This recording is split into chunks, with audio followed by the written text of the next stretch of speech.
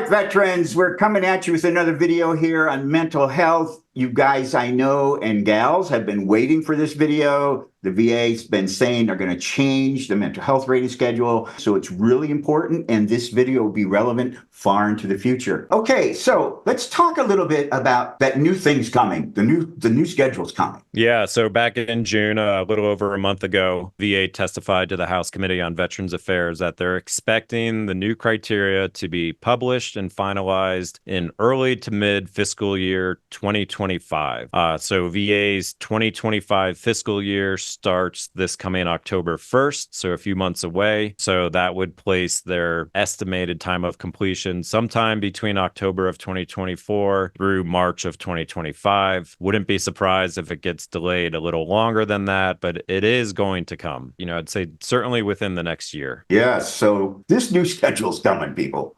So now you have kind of an idea when that's going to happen. And could you talk about this? How is this new schedule going to match up maybe against the old one? So I pulled these quotes from the Federal Register, which the Federal Register is where VA and other administrative agencies publish their regulations. And whenever they do a rule change like this, they're required to go through this whole process where they say, hey, we're thinking about making these changes. And then people can give comments to the VA, and VA has to respond to those comments. And you can read all of that in the Federal Register. You can see the suggestions that people made, questions they had, and then VA, literally replies back to those in there. And it has a lot of interesting information about why VA is doing it, what they expect the outcome's going to be. And I just thought this was interesting. VA apparently did some type of study where they evaluated how these rating changes for PTSD and other mental health conditions are going to play out. And so they said, compared to the current rating formula, fewer vets would be rated at or below the 50% disability, and more would be rated above 50%. And then the second part is that the old and the new criteria seem to yield similar results at the 70% disabling level. However, the number of vets who'd receive 100% was greater under the new rating criteria. So assuming VA's study is accurate, that's good news. And I expect that it is going to play out that way, because the difficulty with the old 100% criteria was this total occupational, total social impairment, which meant you couldn't work and essentially had total social impairment, which is like no relationships at all. So if you were married or you had a kid and you had some form of relationship, VA could always say, well, you don't have total social impairment. We're not giving you 100. And so that part's going away, that total social and occupational impairment, which I think is a good change. And hopefully it plays out that way. So could you explain how they're actually going to rate it? They have like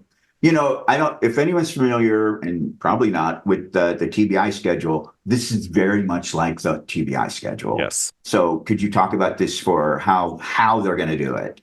Yeah, like you said, it's almost identical to the TBI schedule. What I'm seeing is like VA wants more objective criteria. They want like numbers tied to ratings instead of like just kind of wishy-washy subjective, like, oh, it causes problems in your life. And I know your later slides will get into this, but they're talking about like a percentage of your time, that this symptom affects you, which I guess I understand where they're coming from, but it seems so hard to quantify mental conditions into numbers. But you'll see here, this is very similar to the TBI schedule, where they have these different domains related to your function. And the CMP examiners are going to assign a score for each domain from 0 to 4, 0 being the least impactful, 4 being total or the most impactful on you. And then once they've done that, they're going to rate it according to your scores, which you can see down below. If you have a level 1 and 2 or more domains, you get a 30% rating, all the way up to the 100%, which you either have to have one domain rated at level 4 or 2 or more domains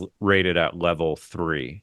Extremely similar to TBI. TBI is the same thing. They look at 7 different areas, give you a score for each area, and then based on your highest score from one of those areas, you get a rating. Of course, there's the 5 domains, And we're going to talk about each of those. But one of the things that I think is a little troubling to me is that there's no symptoms called out at all, which that part doesn't bother me so much. But the 100% judgment call for where you fit into these categories, that kind of bothers me. And as we look at this, and let's go into the key terms, because this is kind of what I'm talking about. On the proposed schedule that we're going to look at here in a second, it talks about these different things: frequency. Then it talks about like difficulties. It labels the difficulties as slight, clinically significant, right? Serious or profound, right? Okay, the guy you're talking to on your exam, or gal, they're the ones who's going to decide where you're at in that scale. And that goes for each one of these categories. For accommodations, even with accommodations, completed with accommodations, minor accommodations, significant, considerable. I mean, there's so many terms that we know aren't going to be defined. So two different examiners may look at it differently. And what kind of bothers me the most is the last one: cannot be managed or remediated, right? That kind of bothers me, right? What does that mean?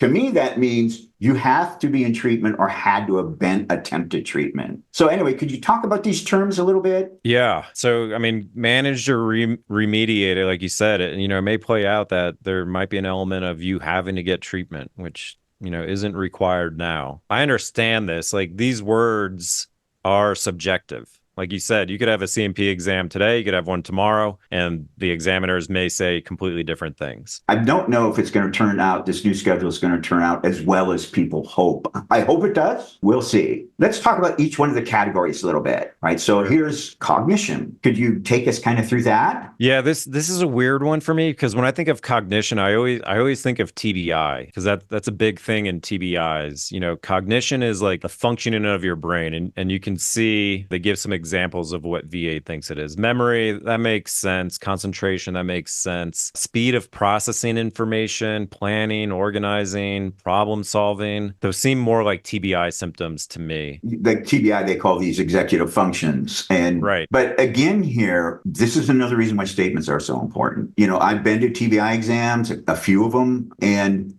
they're not going to ask you all these things. They're going to ask you any of these things, except they might ask you about memory. But as far as, are they going to ask you, like, are you having any, slowing down in the way you process information? I mean, come on, they're not going to ask that. Nor would a veteran ever think of that, to talk about that. I guess the good part is, at least this schedule has a kind of a list to where now, like you were saying earlier, a veteran should look at this when they're writing their statements, right? Yeah. So, absolutely. All right, are you having a problem with decision making? Make sure you get that on your. I do want to just give a little warning. Just make sure that whatever you say, that you're very accurate in what you're saying about what is reality for you. Simply because if you start talking about how bad your memory is and how bad you are at making decisions, I mean, you're setting yourself for a fiduciary, right? It happens all the time in TBI. Just be careful. Just make sure you don't exaggerate. If you're really having those problems, absolutely, you need to talk about it. But if it's like every now and then, well, I'm not so sure. What do you think about that? Absolutely, yeah. I've seen people get their doctors to fill out a DBQ for PTSD, and the doctor ends up checking the box that the vet can't manage their money. And that's the key indicator for VA, that they're going to propose to appoint a fiduciary for you to manage your VA benefits, which is, unless you really need it, you don't want to have a fiduciary. It's a giant pain. Exactly, right?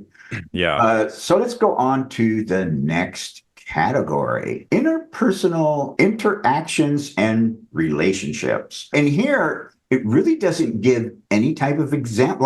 Like cognition, it pretty well laid out what they're talking about. Here, it just gives like the heading. And so I've listed some problems that veterans maybe should think about, emotional or physical intimacy problems, estrangement from, relatives, friends, whatever. You really have to put your thinking cap on. What type of problems are you having with your relationships or interactions with people? Could you talk about that some?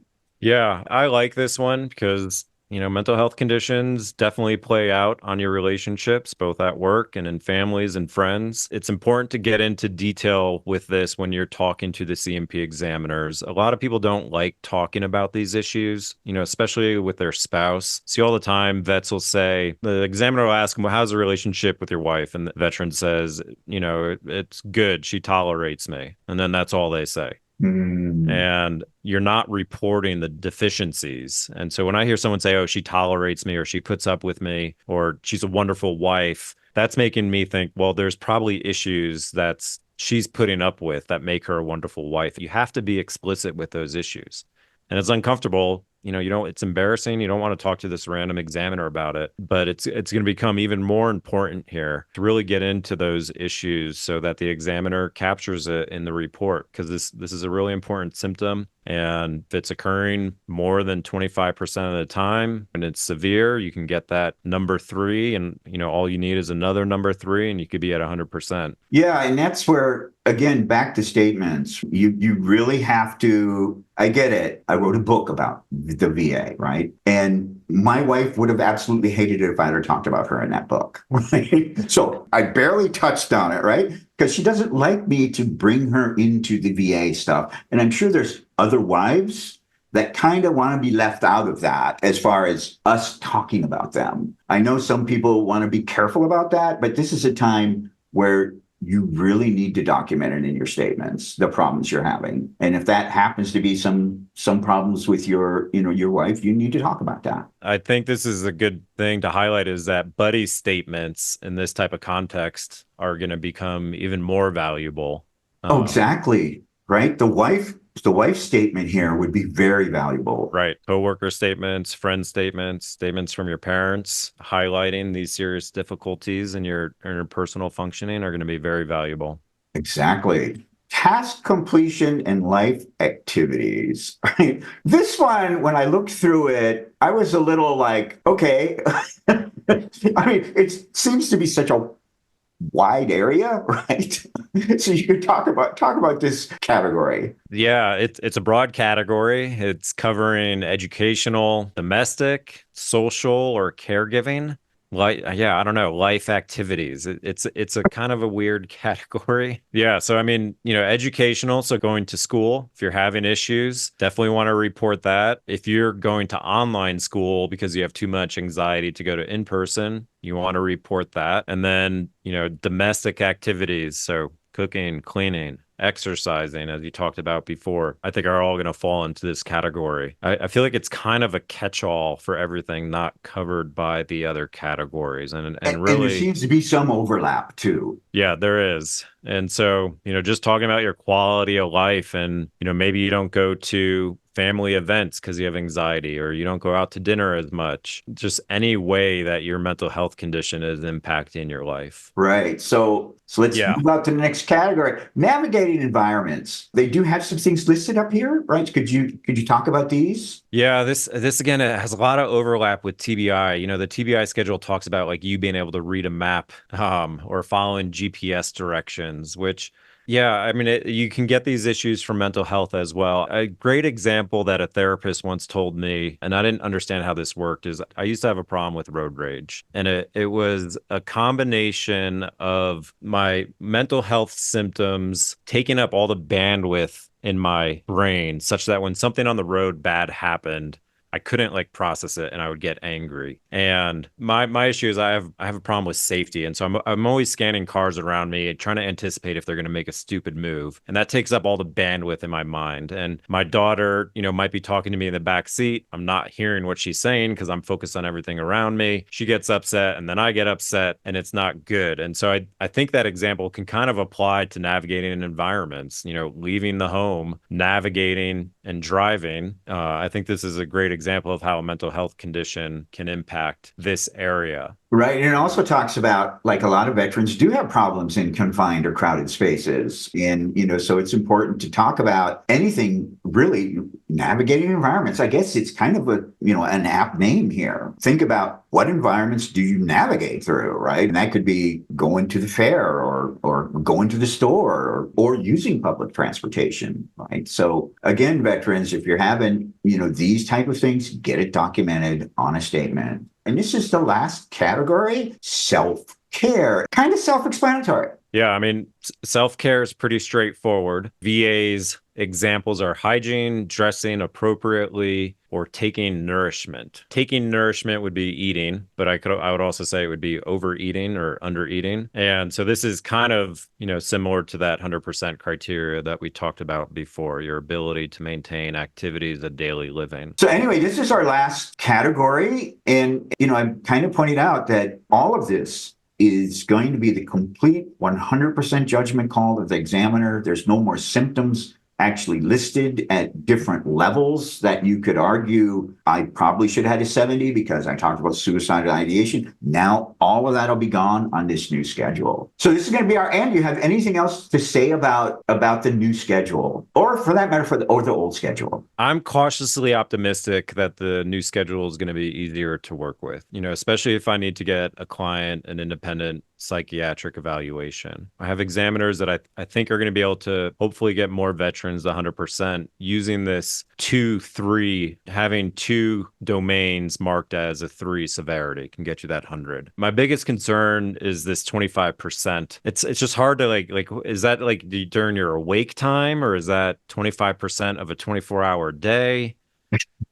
Yeah, exactly. So, and again, it's not going to be defined, right? So each examiner is going to have their own definition of what that means. I guess I'm with you, cautiously optimistic. I'm just hoping it turns out as well as we all hope it does. Another thing that I'm really excited about is getting rid of this total occupational impairment, because it was so hard to get a 100% rating for PTSD if you were working. I've seen it done, but it's really difficult. And now that's gone. And I think this 2-3s is going to make it relatively easier to get that 100%, and you'll be able to still work. Exactly. And so I think we've said what we need to say. Well, again, thanks for having me. Always happy to join you, and hopefully your audience finds this useful, and looking forward to hopefully this playing out in favor of our vets. So Irate Veteran is out.